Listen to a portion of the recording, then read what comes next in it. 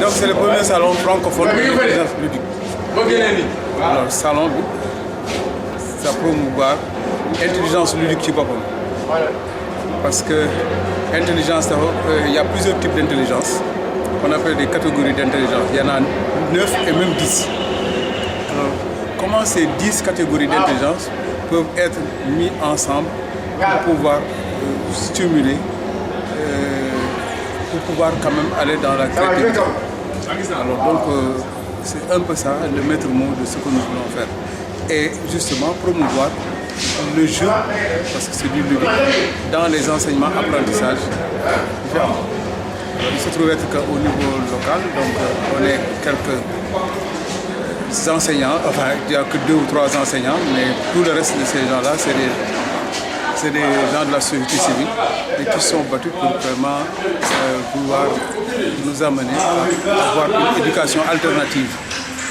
Ça ne se passera pas dans la classe, mais c'est au salon, sous l'arbre à parables, là où les gens se distraient, là où les gens s'amusent, donc que les gens apprennent également. Donc c'est le premier partenaire, c'est le centre culturel Blaise Senghor. Donc c'est le premier partenaire. Puis après, il y a le DIADEM, le Diaspora Développement Éducation Migration. C'est une ONG qui s'occupe des problèmes de migration. Et présentement, c'est la francophonie qui nous a permis quand même de l'organiser. Eux, ils ont été très réceptifs à notre projet, étant entendu que les canaux pour développer, pour promouvoir la langue française et la francophonie sont multiples. Mais celui-là, c'est le plus innovant et le plus pertinent. C'est pour cela que nous faisons partie des projets les mieux soutenus par la délégation de la francophonie. Malheureusement, nous n'avons pas accueilli les officiels, mais de toute façon, nous avons accueilli notre cible. Notre cible, c'est les élèves, c'est les enfants, c'est un programme qui leur est soumis. Donc dans le programme, il y a aujourd'hui où on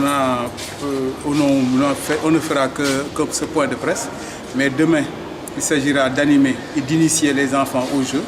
Et le dernier jour sera un tournoi qui sera doté. Maintenant, il y aura du radio-crochet. Il y a divers types de jeux qui sont mis à leur disposition. Des jeux de radio-crochet, des jeux en boîte, des jeux numérisés. Tout cela sera soumis pour vraiment voir comment ils pourraient justement, retenir, comment ils pourraient maximaliser leurs compétences.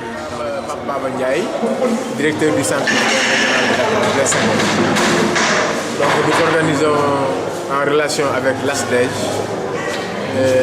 c'est l'association des inventeurs de jeux, sur un salon, la première édition du salon sur le jeu éducatif. Bon, vous savez que le jeu, dans toutes nos sociétés, a une importance dans la formation des citoyens, dans la formation des hommes et des femmes.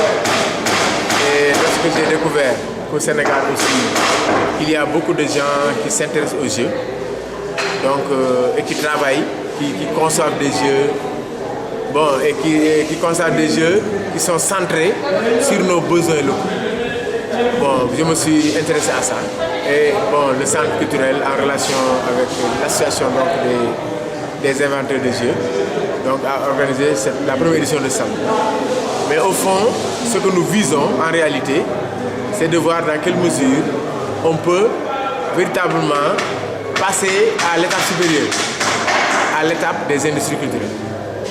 Les gens parlent d'industrie culturelle au plan théorique, on parle d'industrie créative, mais je sais que les Sénégalais ont beaucoup créé dans le domaine du jeu et que véritablement quand nous rentrons dans les grandes surfaces, on ne voit que des jeux étrangers. Mais il y a une possibilité quand même de développer la vente du jeu fait par des citoyens sénégalais et centré sur nos préoccupations propres. Voilà, donc c'est pourquoi nous sommes en train. Donc nous convions les enfants, les parents, les familles en général. Parce que même il y a des jeux qui intéressent les adultes. Par exemple, quand tu prends le Monopoly. Le Monopoly, c'est un jeu que jouent les adultes. Mais il y a des versions africaines et sénégalaises qui nous permettent de comprendre, de faire du business à travers notre pays. Donc, à travers le jeu. Et mieux connaître notre pays. Donc c'est un appel que je lance d'abord aux enfants, aux jeunes, aux adultes et à toutes les familles pour qu'ils se mobilisent et qu'ils viennent découvrir ce que des Sénégalais ont mis à leur disposition et qu'ils doivent utiliser vraiment pour développer notre pays.